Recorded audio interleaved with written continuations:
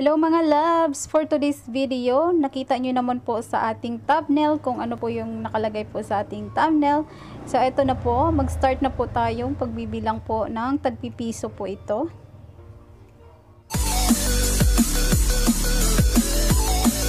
Tara mga loves, tulungan nyo po akong magbilang ng tagpipiso po. Ayan, bilangin po natin kung magkano po ba lahat talaga yan. So mamaya abangan nyo po ang sa comment section, mag-comment, maglagay po kayo doon kung magkano po lahat yung naipon natin sa loob po ng 8 months.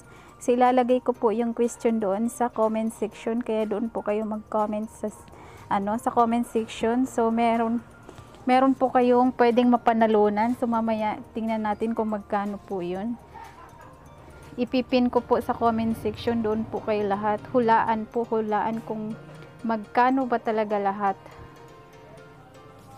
ang ating naipon na barya at saka mga papel.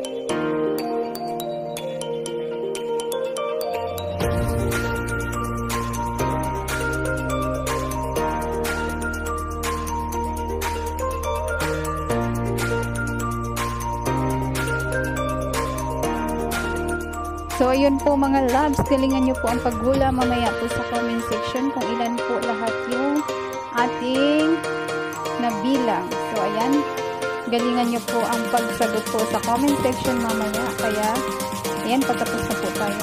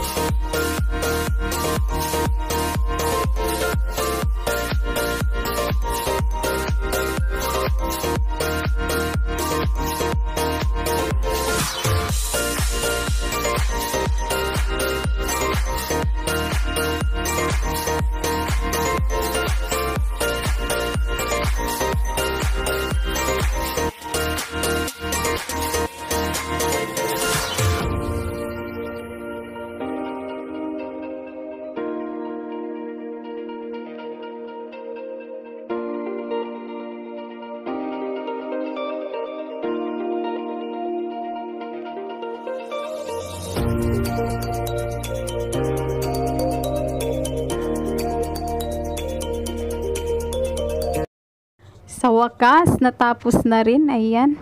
So, ini-next po natin yung tag 10 pesos na mga bago po. So, yung iba nito is napabariyahan ko na. Kaya hindi ko na sinali dito. So, ito na lang muna yung mga bibilangin natin. So, eto na. Tapos na tayo sa tag piso. So, ito naman po yung mga tag 10 pesos na bago. Tsaka may 10 pesos din po na luma. Ayan. Ito yung 10 pesos na luma.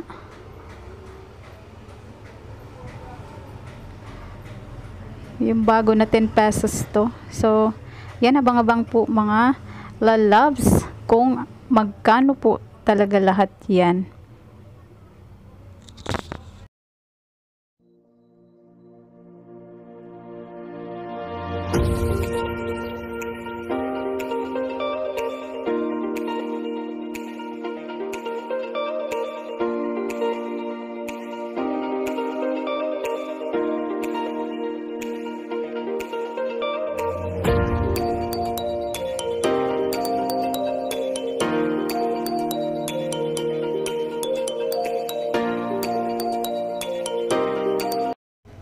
eto na po, patapos na po tayo sa tag 10 pesos. So, ini-next po natin ang mga paper bill.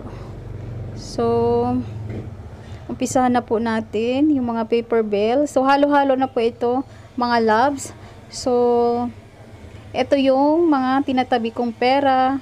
Halimbawa, pag meron akong napanalunan sa YouTube, so tinatabi ko po siya. And then, pag lumalabas ako, pag may mga sukli-sukli or naitatabi ko sa aking wallet. So, tinatago ko po yun. So, ito na yan. Umpisahan na po natin kung magkano po lahat ang paper bill. So, i-check natin kung ilan yang tagbe 20, 50, 100, and 500. So, meron din yang 1,000. So, bibilangin din natin yan mamaya kung ilan yan. So, galingan nyo po, galingan po, talasan ang mga mata kung magkano po ang kabuuang naipon po natin sa loob po ng 8 months. So, abang-abang po, mag-comment po kayo dyan sa comment section. Ipipin ko po mamaya ang tanong doon. At kung magkano po yung mapanalunan nyo. So, good luck guys. Ang sarap lang talaga sa pakiramdam mga loves pag nakita mong ganito na hindi mo akalain na umabot na pala sa ganito yung naitatabi mong pera sa loob po ng 8 months. So, kayo mga loves, umpisahan nyo na rin pong magtabi ng mga barya-barya po. Mga tagpipiso, taglilima. So, pwede nyo po yung gawin sa bahay. So, kung meron po kayong mga tira-tirang mga barya, so itabi nyo po yan. Kasi, once na kung gusto nyo na po siyang buksan or i-check po lahat ng naipon nyo po sa loob ng isang taon or ilang months pa po yan. So, sobrang sarap sa pakiramdam na makita mo ng meron kang ganitong pera na naitabi. So, ano pang inaantay nyo po? Umpisahan po nating mag-ipon po. Kahit sa pakunti-kunti lang po, mapabarya man yan o mapapapil na pera. So, pwede nyo po yan itabi. Kaya, ito na po yun, yung ating naitabi. So, umpisahan. So, nag-uumpisa na rin po akong magtabi ng So, paabutin ko siya ng 1 taon. So, kaya ko lang siya binuksan kasi kailangan ko siyang gamitin na. So,